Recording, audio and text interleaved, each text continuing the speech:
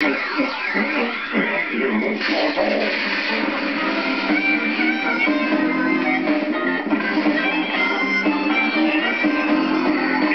créa la flamme.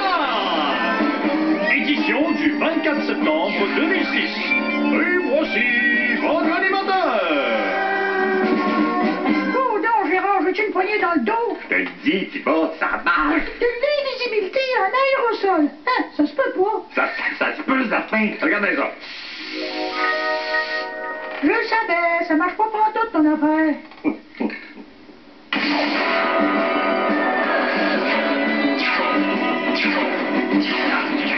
Le discours du pape au sujet de l'islam continue à provoquer des réactions. Le chef du FMIT, les frères musulmans intégristes totaux, a déclaré, je cite, « L'islam est une religion d'amour et de pardon, et nous incitons les musulmans intégristes à crucifier le pape. » Oh, comment, dis-moi, c'est le pape, hey, vous y allez fort. On s'entend-tu pour, mettons, 2, 3 petites bines sur le bras, puis pardon mon oncle, quand il me semble que ça serait assez. Pauvre pape, déjà qu'il a eu enduré la chanson de Jérémie, donnez-lui un break. C'est pas son année, hein?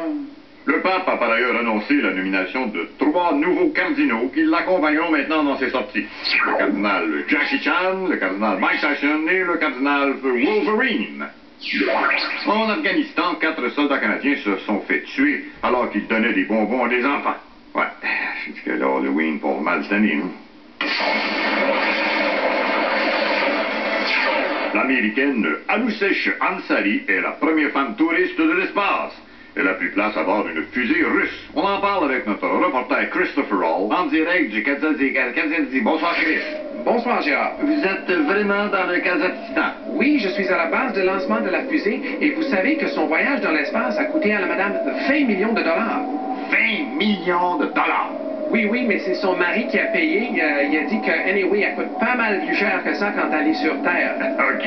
Et tous ces millions ont été entièrement réinvestis dans la modernisation de leur installation. C'est vrai que... Mais vous savez, la mission a mal commencé car la fusée devait partir dimanche dernier, mais il y a eu un retard. À cause de la météo?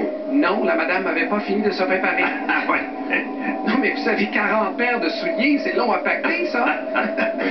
Et tu sais, Gérard, on raconte qu'elle a été bien déçue de constater que la combinaison spatiale lui faisait un gros derrière.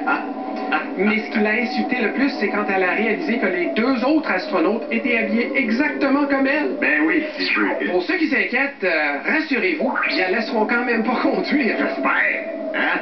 Pour ce qui est du prix, Gérard, découragez-vous pas. Il paraît que dans 10 ans, il va être possible de voler dans l'espace pour 4 à 5 millions seulement, même moins si tu pognes un vol stand-by. Ah, ben oui, c'est vrai que...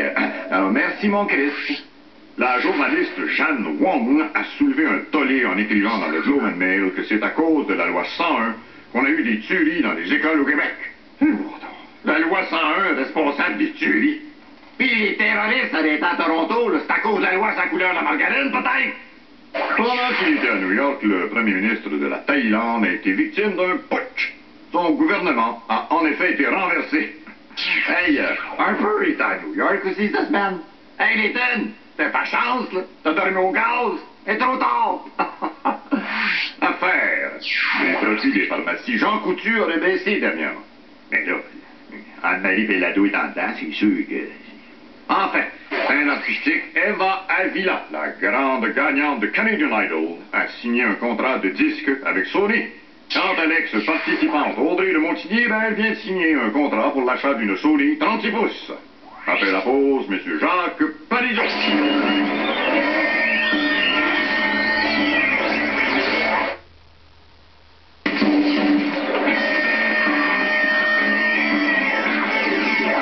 C'est cet automne qu'on va inaugurer la statue de Robert Bourassa au Parlement. Alors, pour commenter l'événement, on reçoit un ex-premier ministre, M. Jacques Parizeau. Ah! M. Laflaque, bonsoir. Comment vous trouvez ça, vous, qu'on érige une statue de M. Bourassa? Comment dire? Ce que Bourassa a fait aux Québécois pendant des années, les pigeons vont lui rendre enfin. non, mais c'est quand même la consécration pour un politicien d'avoir sa statue. Regarde, Laurier a la sienne, Duplessis, René Lévesque, puis maintenant Bourassa. Je me demande bien qui va être le prochain. Qui c'est que ça pourrait être, donc? Peut-être, je sais pas, moi, Lucien Bouchard, là, Daniel Johnson, ou Monsieur Landry. Mais je vois pas, là. Je vois pas qui c'est. J'avais pensé à moi-même. Ah, ben oui.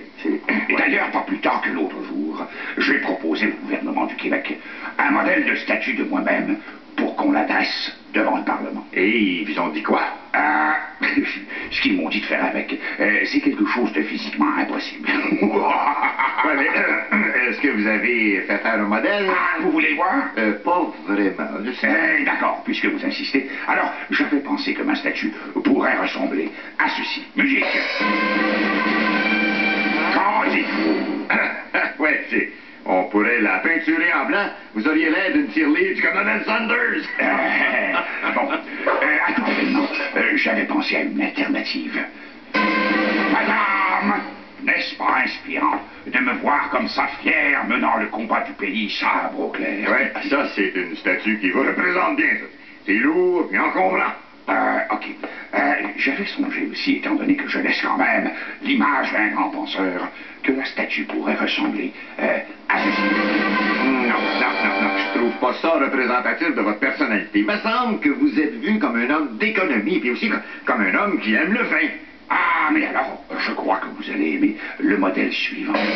Carizot, enivrant le peuple. Wow, ça c'est bon, ça, ouais, ça, c'est parfait, ça, M. Parizeau. Et j'apprécie votre effort de modestie. Elle est pas trop haute.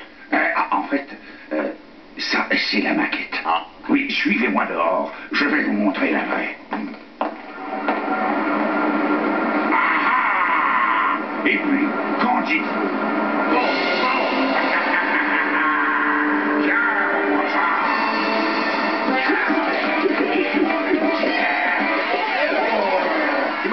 Thibaut, vite, viens, ça va commencer. Oui, Gérard, j'arrive. J'aime ça, les vieux programmes. C'est bon. C'est quoi ça? C'est du jus de bas.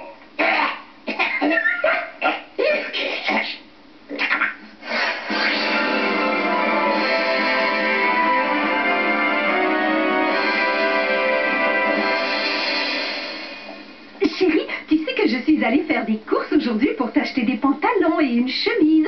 Et j'ai vu une jupe que j'ai trouvée très belle et je me disais que peut-être... Laurie, notre budget vêtements est épuisé. Oui, mais... La discussion est terminée. Va ajuster mes nouveaux pantalons, là. Oui, chérie. Père, ma vie est finie. Je suis foutu. Que se passe-t-il, mon fils? En revenant du collège, je suis passé près d'une ruelle. Et je crois bien que j'ai respiré un peu de fumée de drogue qui flottait dans l'air. Oh non! Je ne sais pas comment j'ai fait pour retrouver la maison. Laurine, Oui? appelle la police. Ton fils est un drogué. Oh! Père, non, je ne recommencerai plus, je vous le jure. Très bien. Laurine, retourne à ta couture. Ben, tu sais que la drogue fait voir des hallucinations effrayantes. Elle brûle les cellules. Elle cuit le cerveau comme un œuf. Faites quelque chose, je vous en supplie. Quand tu as bu une gorgée de bière, on t'avait donné un lavement. Mais cette fois, je crois que ce ne sera pas suffisant. À moins que... Quoi? Il faut t'éloigner de cet enfer, mon fils. Tu vas aller dans l'armée. Vous êtes sûr? Oui, l'armée est le monde idéal. Un monde d'hommes disciplinés, forts, propres et obéissants. Et avec des fusils. Je pourrais avoir un fusil. En plus, tu iras dans des pays comme l'Afghanistan, où la drogue est totalement inconnue. Je ne risque pas de me faire tuer. Peut-être, mais tu apprendras tellement de choses. Laurine? Oui? Notre fils va s'enrôler dans l'armée au lieu de la drogue. Merci, mon Dieu. Allez, pour fêter cela, Ben, tu as le droit d'écouter ta musique préférée avec le volume monté jusqu'à 2. Merci, père. Merci, mère. Dominique. Notre fils est sauvé. Ah, tu sais, Laurine, avec le volume de la musique à 2, Ben ne pourra pas nous entendre. Hein? Allez, va mettre ton costume kaki et ta fausse moustache, ainsi que ton AK-47 à batterie qui vibre, et je vais te rejoindre dans la chambre. Fort de sa bonne réputation et de son immense popularité, Et Dieu créa la plaque que s'est lui accordé un incroyable privilège.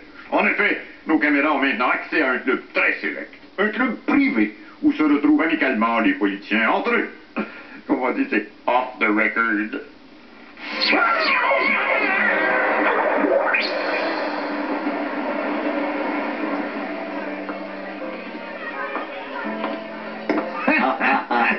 En tout cas, Steven, jusqu'à date, t'as une bonne cote avec les Québécois.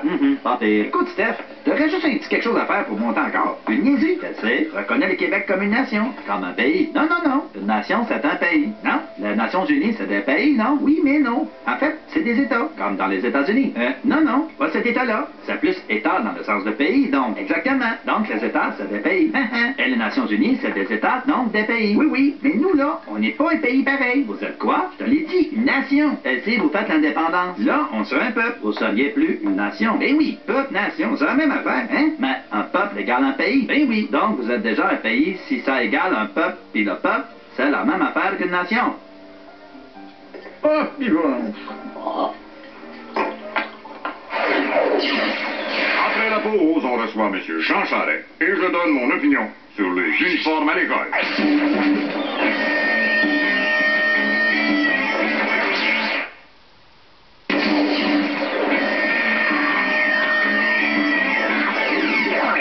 Monsieur Charest, vous pouvez pas le nier. Les sondages sont là. Vous êtes moins populaire que votre parti, moins populaire que Boisclair, même moins populaire que les films de François Mascotte. Bon. Montrez-moi donc ça, voir.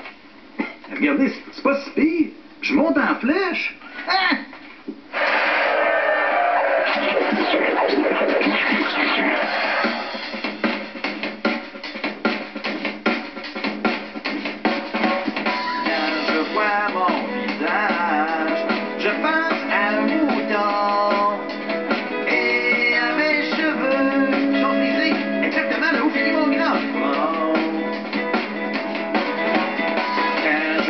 Les sondages, je pense à Michou. Je regarde sa photo, calmons, me grichou. Quand je vois des nuages en forme de doigt, c'est comme un message, on dirait, qui s'adresse à moi.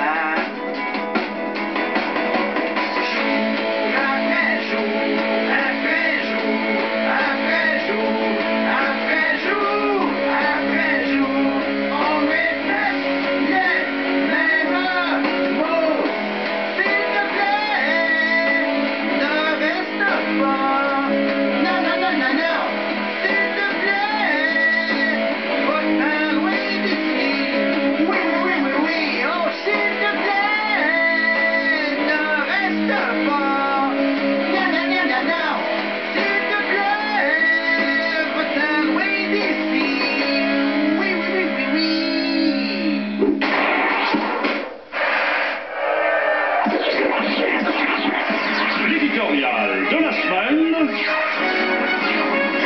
Les jeunes. Savez-vous c'est quoi ce montant-là? Ça, c'est ce que ça m'a coûté pour habiller mon fils Marcel pour la rentrée. Puis attention, son linge a une date d'expiration. Dans 6 mois, ça va tout être out. Va falloir le jeter. Selon une étude scientifique que j'ai menée jeudi matin, un ado gaspille en moyenne 42 minutes juste pour choisir ses vêtements avant de partir pour l'école. Puis vous pouvez multiplier par 2 pour les filles. Ils peuvent bien arriver à l'école fatigués. À quand l'uniforme obligatoire dans toutes les écoles? L'uniforme, ça inspire la discipline, la volonté de se dépasser. Regardez les soldats canadiens. Là. Non, c'est pas un bon exemple. J'entends déjà les ados. Ouais, c'est pas les poches des uniformes parce qu'on est tous pareils. Vous êtes tous pareils, anyway. Vous vous habillez dans les mêmes boutiques, vos jeans sont déchirés aux mêmes places, puis vos t-shirts sont tous de la même marque. Il y a juste l'emplacement de vos boutons d'acné qui varie un peu d'une face à l'autre. Les écoliers masculins, ça s'habille tout croche, c'est juste pas beau. Mais les jeunes étudiantes... Non, mais on va se dire les vraies affaires, là. Je suis pas du tout vélophile. J'ai vu la tireuse là-dessus. Dans mon temps, on appelait ça des agaces. Les tops moulants, les jeans et la taille encore plus basse que celle de mon plombier quand tu travailles en dessous de mon évier, la craque de fesses nu tête. Non, mais si ça continue, il va falloir interdire les écoles au moins de 18 ans. C'est pourquoi, mesdames et messieurs, j'enjoins notre gouvernement de rendre l'uniforme obligatoire partout. Pour ma part, désireux d'apporter ma contribution, je vais vous proposer ma vision de l'uniforme idéal pour nos écoliers. Roger! Mon caméraman Roger va nous montrer son talent de dessinateur pour l'exercice avec l'aide d'une réplique de mon fils Marcel. Prêt, Roger? 10-4, capitaine. C'est dessiné, toi? Oui, c'est moi qui ai tout montré à Chapelot. Bon, non, ne me vendrai pas de ça. OK, on y va. Alors, l'uniforme de l'écolier québécois sera constitué d'un pantalon ample, à la taille cintrée aux jambes montant jusqu'aux épaules. Cette élégante salopette arborera 2 poches à l'avant, une grande fermeture éclair pour faciliter l'habillement et descendra légèrement en bas des genoux. Loin d'être austère, ce vêtement affichera une couleur vivante, un jaune vif par exemple. Ajoutons un chandail style polo, à rayures contrastées rouge et blanc assorti aux chaussettes. Et quant aux chaussures, un soulier plusieurs points trop grand pour ne pas avoir à en racheter à chaque année. Je verrai enfin une touche personnelle sur l'uniforme, comme par exemple un petit cercle avec l'initiale de l'écolier. Alors, regardons maintenant le chef-d'œuvre. Mesdames et messieurs, l'uniforme de demain. Un chausson avec ça, Gérard? Hey, c'est pas du tout ce que j'avais décrit. Hey, attends, je vais rajouter un peu de maquillage. Bon, Roger, bon tort, arrête ça tout de suite. Moi, j'aime l'école. Regarde les niaisages, ça va faire pas l'eau. Bien sûr, on va les prendre. Invite Roger aussi, on aura un trio. Oups, ce sera pas un joyeux festin. Hey, ma grande innocente, bon tort.